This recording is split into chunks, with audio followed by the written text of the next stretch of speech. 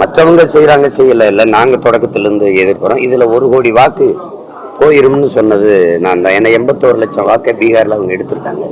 அதுல அதிகப்படியா இஸ்லாமிய மக்களினுடைய வாக்கு உங்களுக்கு தெரியும். இதுல இப்ப நம்ம என்ன ஒரு யதார்த்தமா நீங்க பாருங்க, நம்ம ஒரு விவசாய குடும்பத்துல இருக்கிறோம். களை பறிக்கணும்னு என்ன பண்ணுவோம்? களையை மட்டும்தான் பறிப்போம். மறுபடியும் களைக்கு பயந்துக்கிட்டு நிலத்தை மொத்தமா உழுது விதைப்போம்னு யாராவது சொல்லுவோமான்னு பாருங்க. இப்போ ஒரு பிழை நிகழ்ந்திருக்குன்னா இறந்தவர்கள் இன்னும் வாக்காளர் பட்டியல் இருக்காங்க, நீக்கலைன்னா அதை பார்த்து நீக்கணும். இது ஒரு வேலை, சின்ன வேலை.